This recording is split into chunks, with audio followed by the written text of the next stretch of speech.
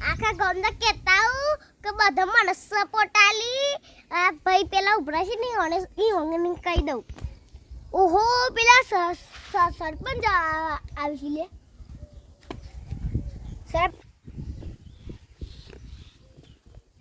સરપંચ બેહો અમન સપોર્ટ કર હા બેહો ચા બા કોઈ પીશો ના હા અમાર ટીમ કેસી બધા ના આવજો હા અમાર ઘરના બધા જઈ કરતા મને સપોર્ટ આલી જય માતાજી